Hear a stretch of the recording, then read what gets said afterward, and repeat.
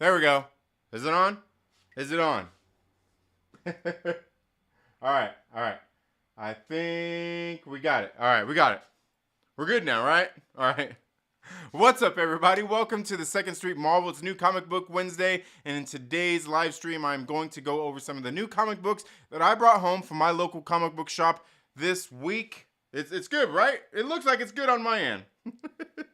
Thank you all so much for being here today. Now, in case you don't know, every single Wednesday, new comic books are released at your local comic book shop. And, you know, if some people live in areas where they don't have very good comic book shops, and maybe you had to order online. But let me know down in the comments below what's on your comic book pull list this week, if we had any of the books that are the same.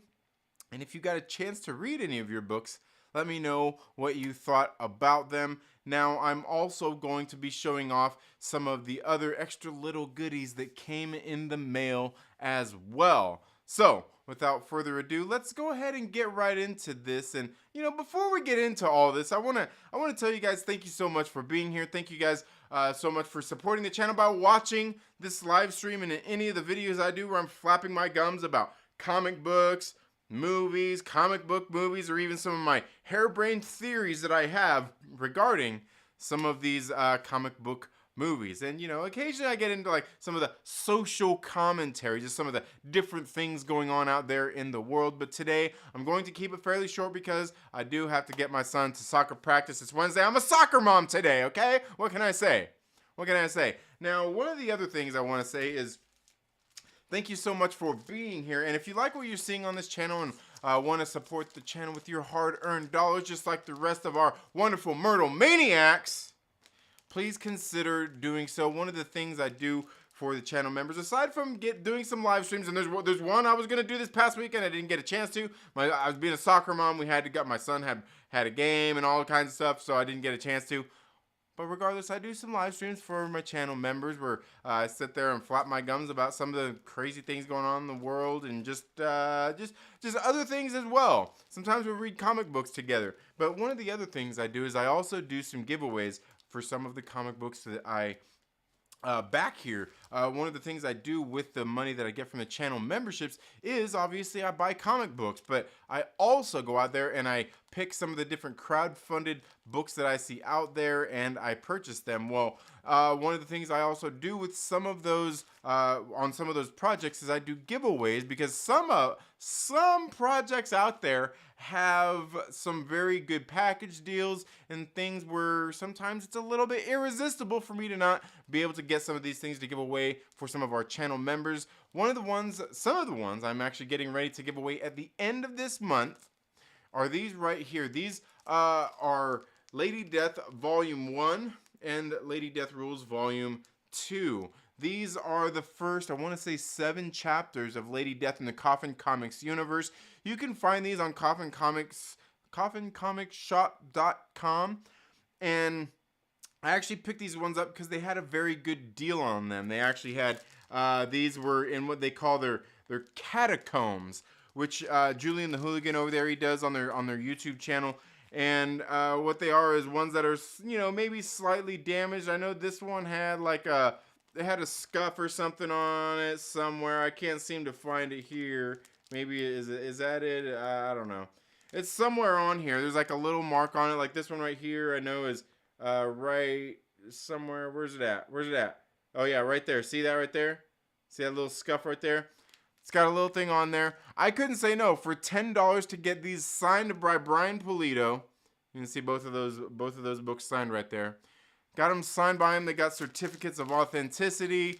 And, you know, I mean, does that mean much to you? I mean, maybe it don't. But I couldn't pass it up for $10 to be able to get these and give away to some of my channel members. Now, one of the other things I do also do is I do some of these giveaways for some of the channel members every few months when it comes down to some of these crowdfunded books. And the next one I will be giving away is this right here. This is Lady Death Diabolical Harvest. This is chapter 16 of Lady Death in the Coffin Comics universe. And I haven't got a chance to read this. I'm still trying to catch up with the the Lady Death Omnibus and read up all of the stories through what they have published over on Coffin Comics so far. And to get entered into any of those giveaways, all you have to do is be a channel member. You don't have to like the video. You don't have to comment down below with what's your favorite comic book, what you think about it. You don't have to do it. You just got to be a channel member. Now, I've got other giveaways that I'm going to be doing for some of the channel members here very soon as well. I got some different crowdfunded books. I've got some manga. I've also got a couple of copies of the Rippaverse's ISOM issue number 1. I've got an A and a B cover that I plan on giving away here very soon as well. Maybe we'll do that like as a milestone kind of thing. I don't know. Well, I'll figure it out. But thank you all so much for being here, and thank you all so much for considering supporting the channel with your hard-earned dollars. Now, I do want to get into my local, I do want to get into my local comic book shop, but I want to get into the books that I pulled for this week. Once again, let me know down in the comments below if there's any books that you picked up this week, and out of any of these books, is there some that we had that were the same? Are they different? Does my taste suck? Let me know down in the comments below. Okay, so starting right off this week, we've got one of my favorite books that has been on comic book shelves here over these past few months. An absolutely great series on Image Comics, and I'm so sad to see this series come to an end because it's been absolutely great. I think this is the best series out on comic book shelves right now and since it has come out, and this is Lovesick. This is issue number 7 written. The story and art is by Luana Vecchio. Now this story, it's probably not one for everybody, but I think it's one that everybody should give a chance. Check this, you can see this is the A cover right here, but the art in here is absolutely great. I've first seen Luana Vecchio's work when she did Bolero on Image Comics as well with Wyatt Kennedy that was writing that. Her style is very unique, the coloring, and this story in particular is absolutely great. What we are getting into and with this is definitely some very horrific stuff, dealing with like Red Room kind of stuff, cannibalism, just things out there that people find absolutely it turns a lot of people off. It's grotesque, and you know they're not into that. Now, I can completely understand that, but if you get into this story and you read it and you really see what's going on here, you find a couple of people that are kind of in this this obviously kind of repulsing lifestyle, but it's also a love story, and it also talks about so much more, dealing with different things out there in the world. It's absolutely great. Now, that was the A cover I showed you. We've also got this right here. This is the B cover, and then you move into this next book right here, or this next cover right here. This is the cover C, another one done by Luana Vecchio. And then we've also got this, this is the D cover right here as well for Lovesick. And I can't remember the artist who did this D cover. The first 3 covers were done by Luana Vecchio. This one is done by Vince Rocher. Vince Rocher. I'll show you that name just in case I butchered that right there. You can see his name right. You see that right there? Vince Rocher. Is that Rocher?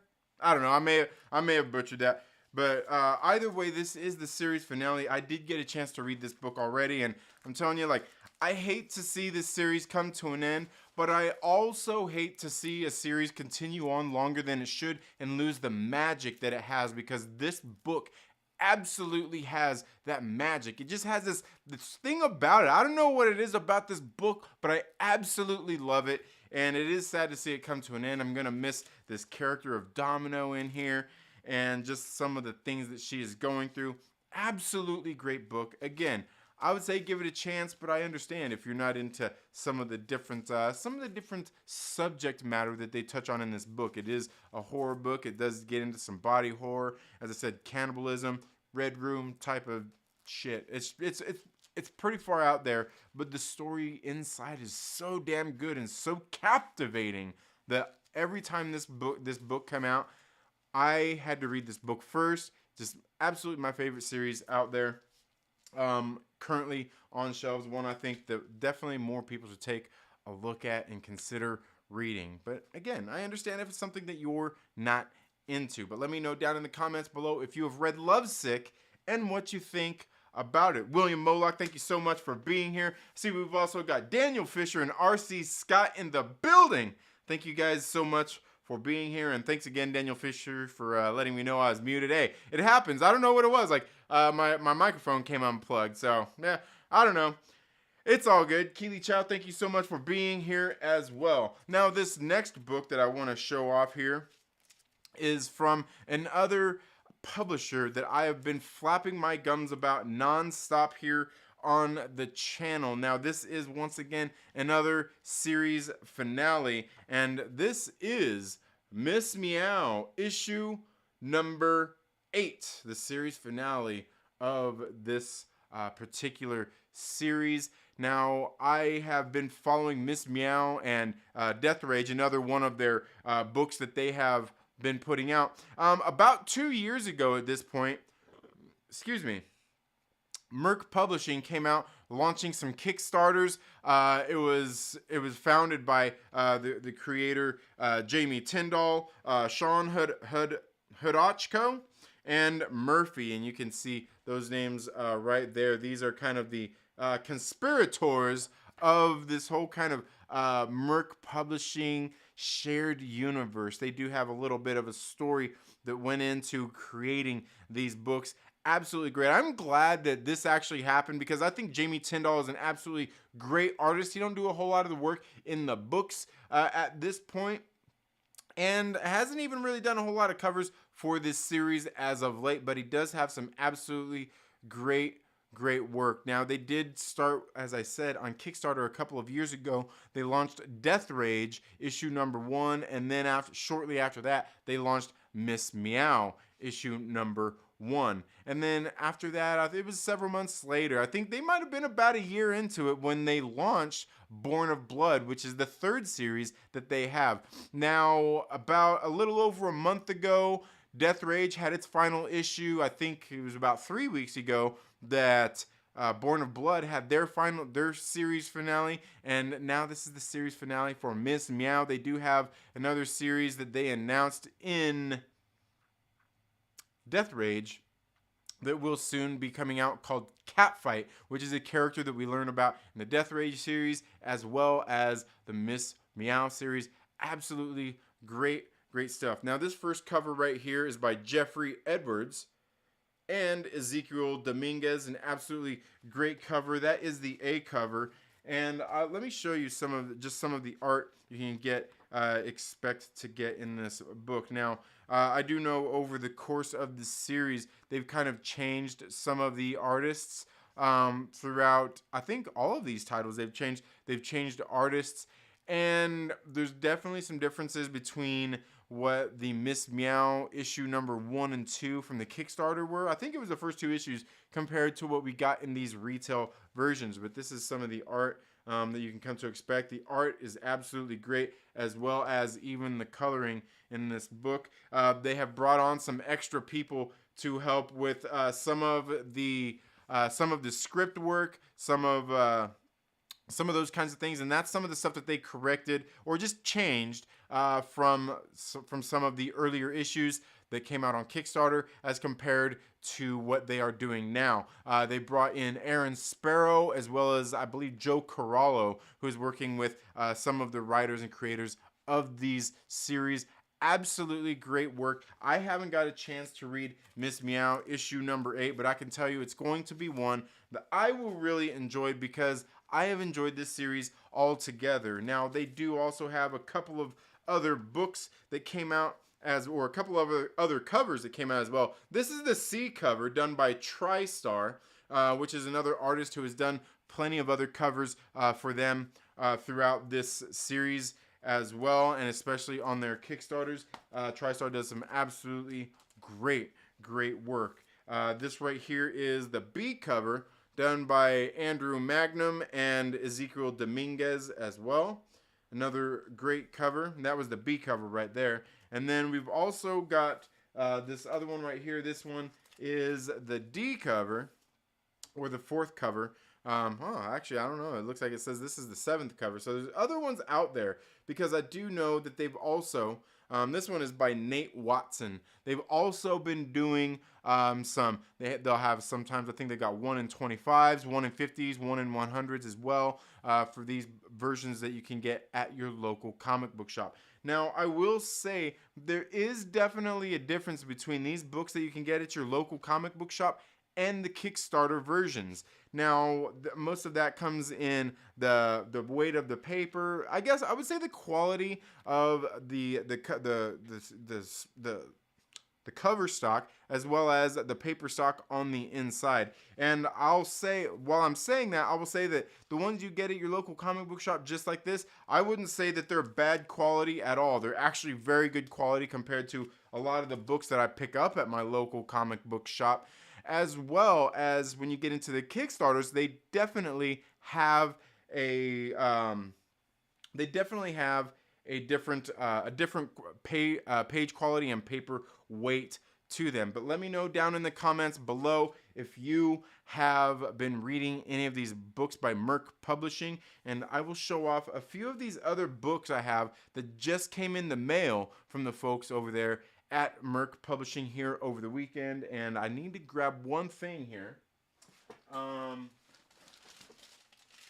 really quick. Now, as I said, they have been doing some of these Kickstarters for all of their projects, and this one just came in the mail. Now, I did just show off Ms. Meow issue number 8. They are at the series finale for that. But through the Kickstarters, I just got these in the mail. This one is for Ms. Meow issue number 5. And this is the Kickstarter version. You can get these ones only on Kickstarter, and you can probably get it from their website as well. But this is Ms. Meow issue number 5. Again, I've been backing these anyway because I like the Kickstarter versions. I like the different covers. I like the different artists that they get.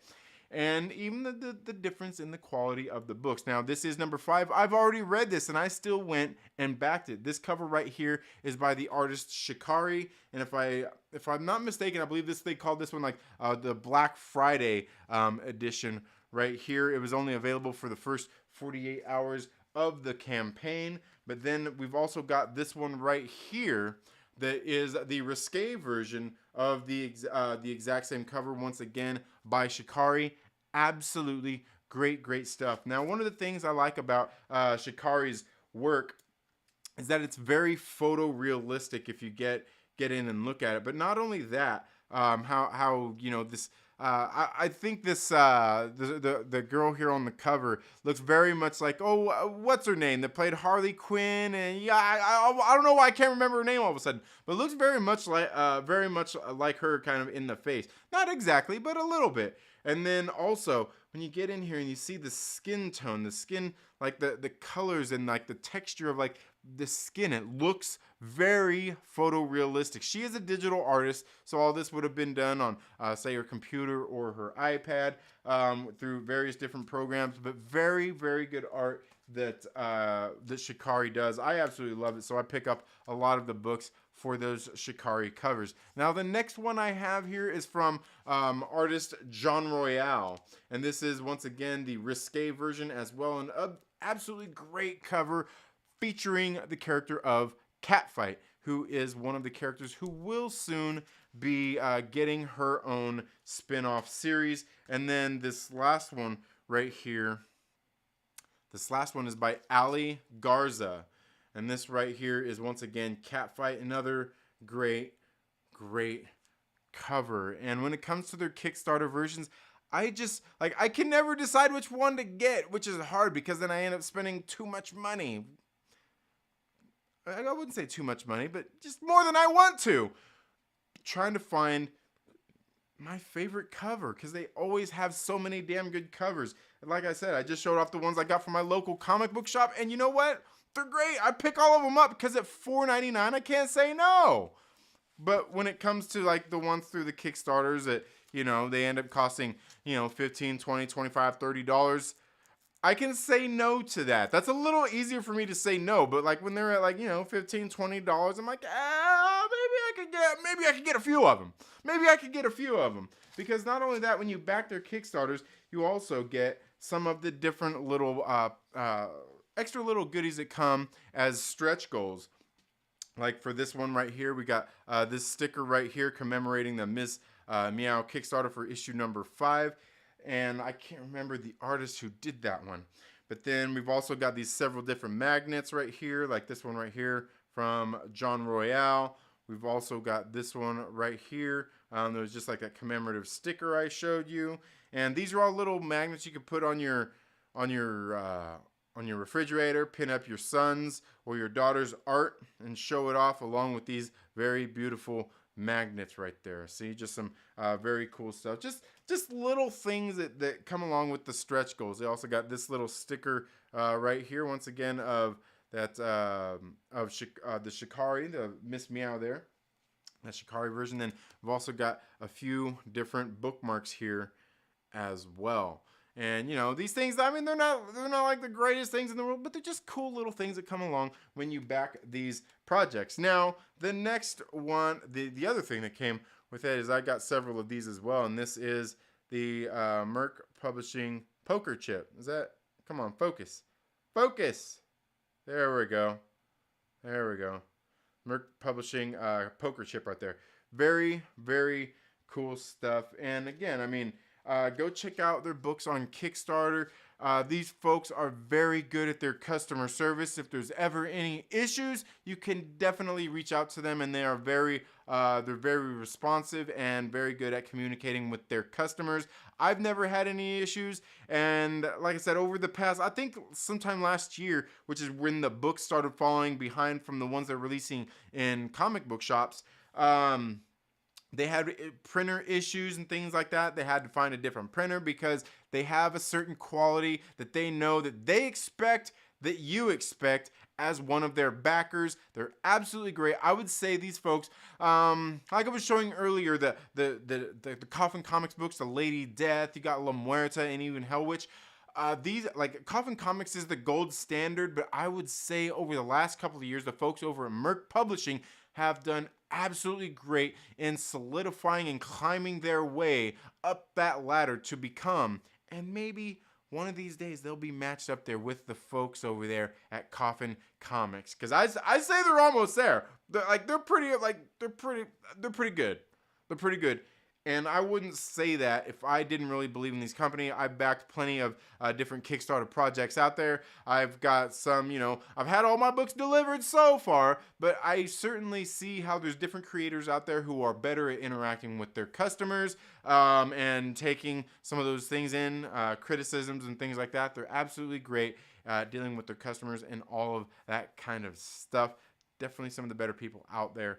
I would highly suggest checking out their Kickstarters. Now, that's all I've got with the Merc Publishing books. I'm going to go over these last few books here pretty quick, and then we'll get into the live chats and see what you all are saying. The next book that I brought home this week is Door to Door Night by Night. This is issue number 5, a series being written by Cullen Bunn. It's on Vault Comics. You guys know I absolutely love Vault Comics and a lot of the books they put out. I won't say I read every book that they put out. Some of the ones I read and I don't like, I don't continue to read. I'm just like, all right. I'm probably not going to continue to read that one. The other ones that I do, I really do enjoy. This is another great series here. Once again, Cullen Bunn, great horror writer. And I feel like horror is really his niche, and he's really good at it. And this one right here is, I mean, it's a horror one, but it's a little bit different than a lot of the horror stuff that he does. I haven't got a chance to read this one yet this week, but it has been very good so far. And again, like I said, I like Vault Comics, and I wouldn't say otherwise. But moving on, the next books that I brought home is on AWA Upshot this week. We've got Black Tape. This is issue number 3. This series being written by Dan Panosian. We've got a couple of different covers here. And then we've even got this third cover right here that would be an homage to Motorhead.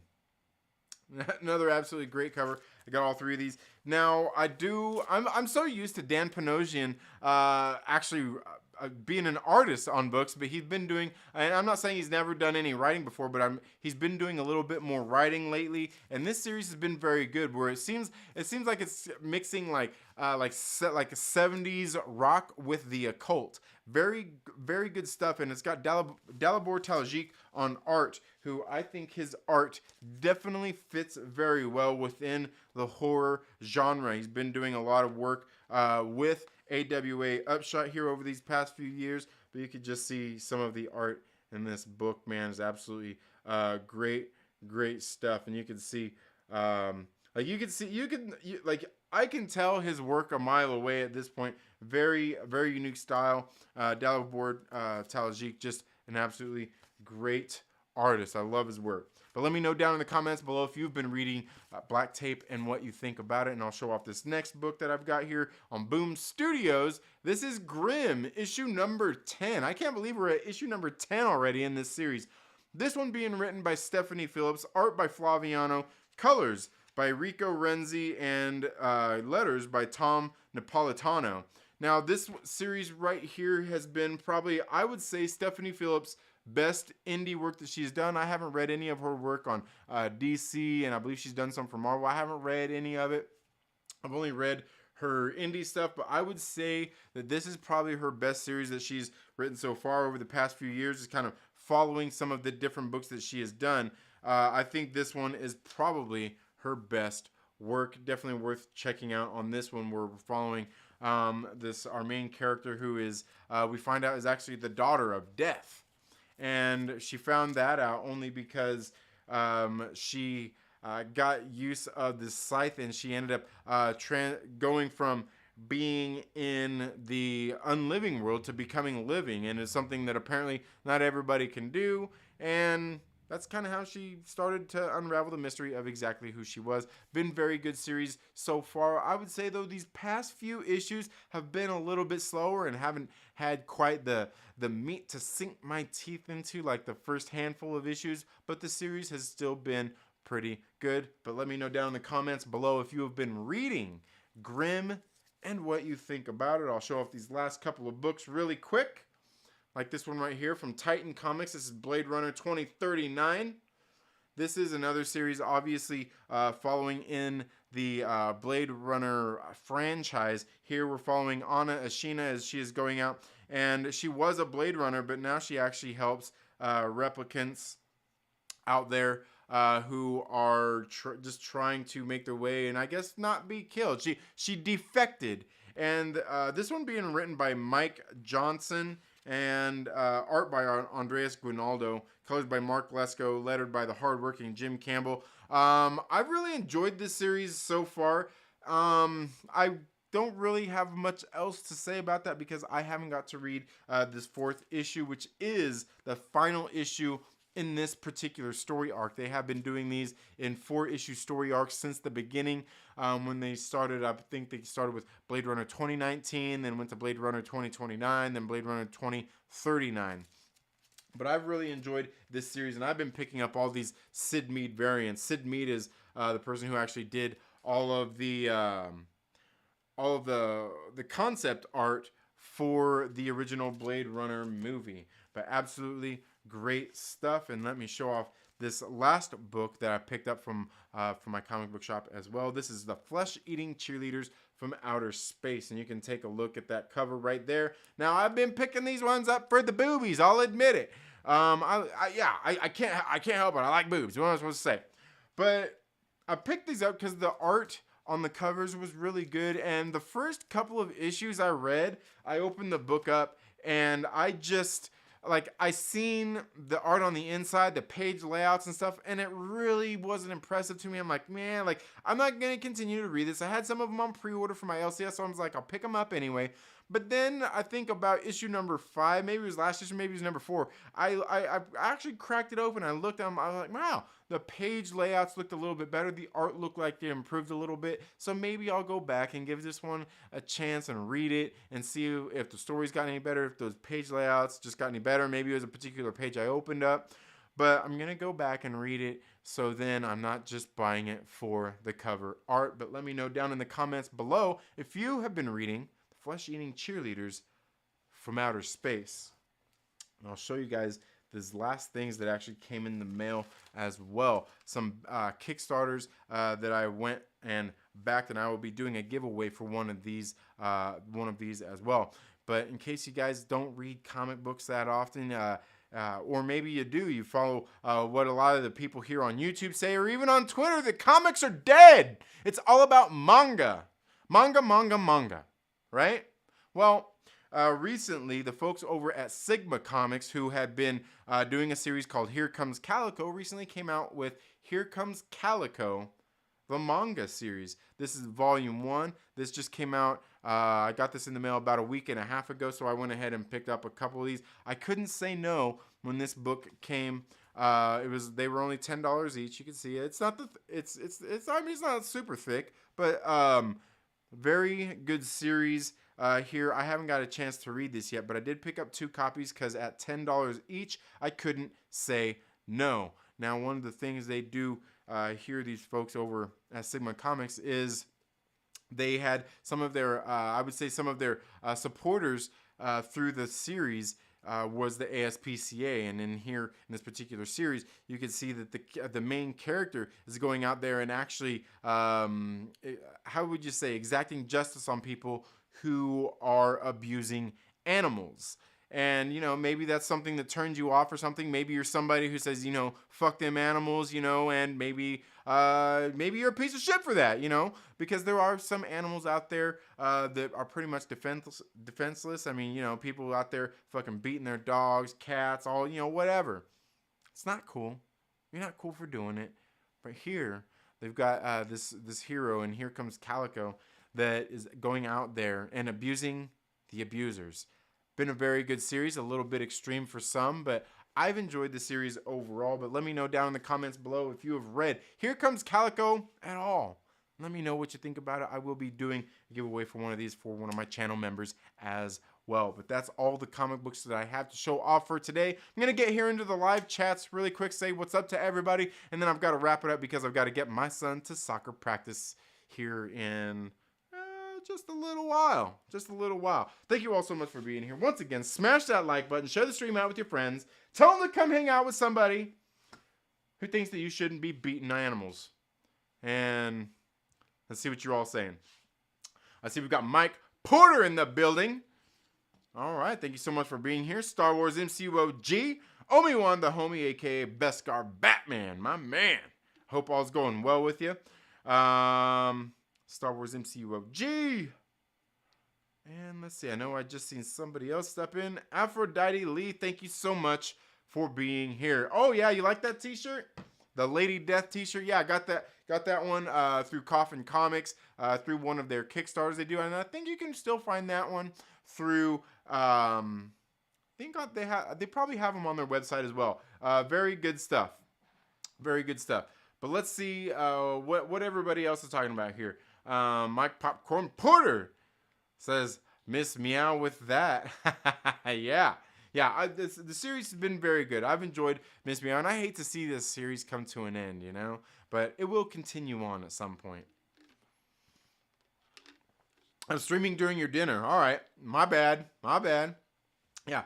Coming with the big old thumbs up from my man, Myrtle Bigelow.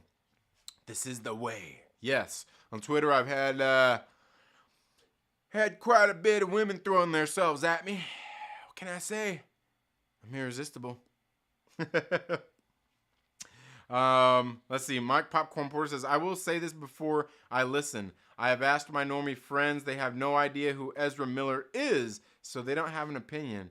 I think it's just the nerd community that's canceling Ezra.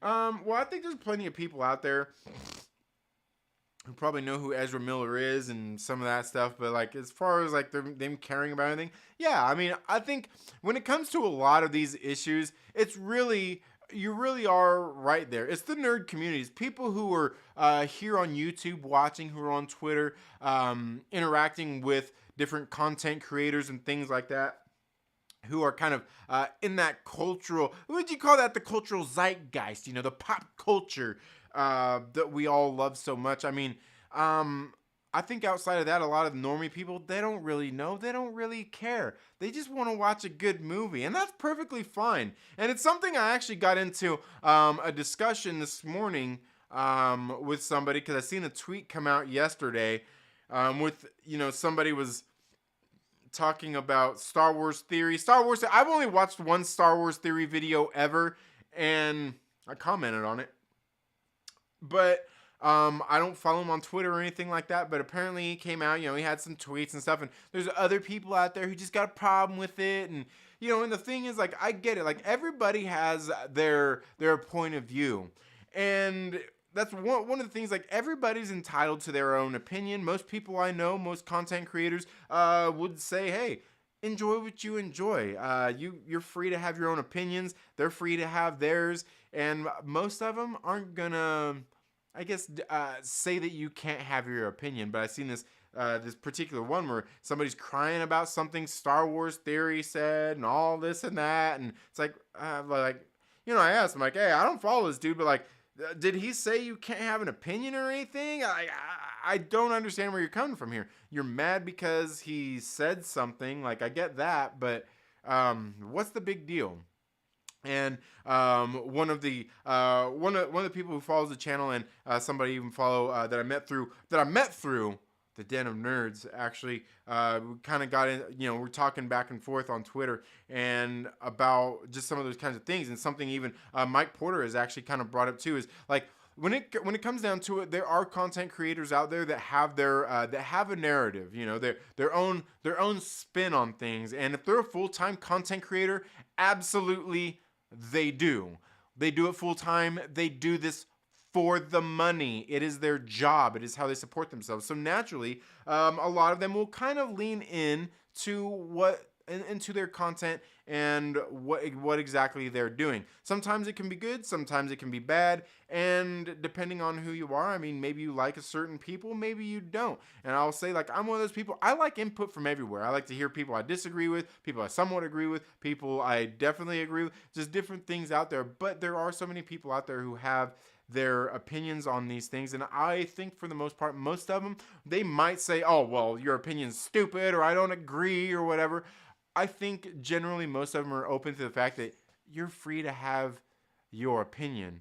And I do think there's plenty of people out there who put too much stock into a lot of the things that people are saying and how they feel about it. And when there's somebody that they don't like, it's like all reason and logic goes out the window. If I say I don't like something, if I'm a big influencer, I say I don't like something, all of a sudden I'm ruining somebody else's experience. And I'll tell you, for one, you shouldn't let anybody else ever ruin your experience. You're free to have your own thoughts and opinions, to like or dislike something. You're also free to not watch and listen to what that person says. You can block them. You can do whatever you need to do to not let somebody else ruin your experience. I won't fault you for it. I would say, like, hey man, like, if you can't take and handle other people's opinions, that's on you. But sometimes I see some of these things where I see somebody says something and somebody else completely makes something else out of it. And it's like, oh, well, you just said this. Like, no, they didn't say that. You're hearing this, but you're reading this or hearing this, but something else in your brain is reading or hearing something else completely, right? Something else completely. And hey, look, I get it. Reading and comprehension is at an all-time low. Chances are, if you're not part of my generation, chances are you probably grew up in a generation where you went through school and they just went ahead and just passed your ass through all your classes. Reading and comprehension wasn't something that you had to do. It was just, hey, you participated. Congratulations. That's why my kids aren't in public school any longer, because their teachers straight up told me they don't have to learn anything. They just got to participate. Hey, that's just if you ask me. But you're free to have your own opinion. And you know what?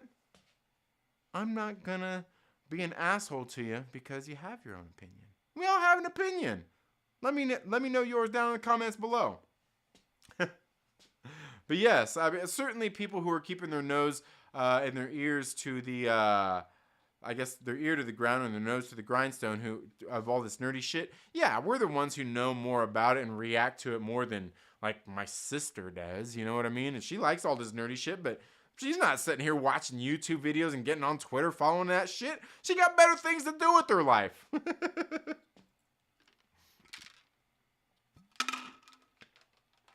You want to get nuts? Come on, let's get nuts. Speaking of which, if you want nuts, there's a link down in the description where you can go and order the greatest, the freshest snacks that you'll ever get from the Peanut Peddler. The Peanut Peddler is a distributor for the Mountain Man Nut and Fruit Company. Links down in the description. Feel free to go order my nuts. Let me know how good they are.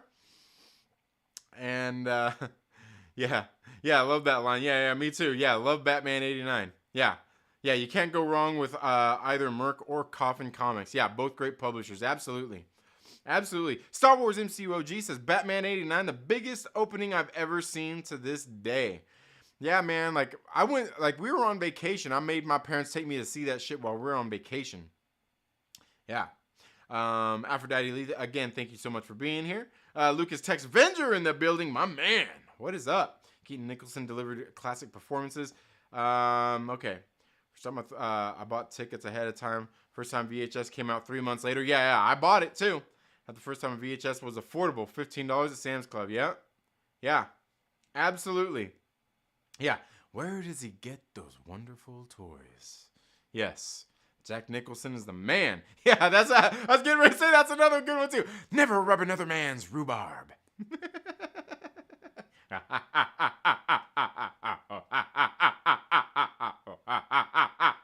Oh, sorry.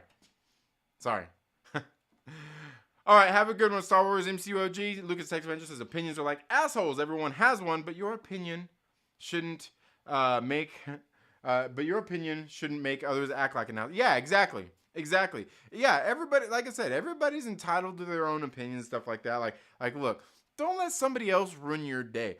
Certainly don't let me ruin your. Look, I'm not gonna be upset if you came to me one day and, you know, you're watching one of the videos and said, you know what, Trinity, I don't agree with you and I can't watch the stream any longer. You're being a fucking asshole. Like, hey, all good. Like, please don't ever hate watch one of my videos. I think that shit's just weird, but also, you know, like, yeah, I think most people here know that, hey, I'm completely open to hearing your thoughts and opinions. I'm not ever going to say you're an idiot for them or anything like that. I might disagree with your opinions, but I'm never going to disparage you for that unless it's something that's like some really stupid shit to have a stupid opinion over, which there's very few things that I would do that for.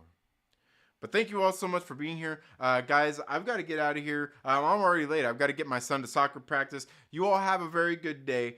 Thank you so much for being here. Thank you guys for all your support. And channel members, I'll probably do, if not tonight, later tonight, probably around 8 o'clock-ish p.m. Central, my time. That'd be 11 your guys' time on the East Coast. So you might be asleep, Mike Porter.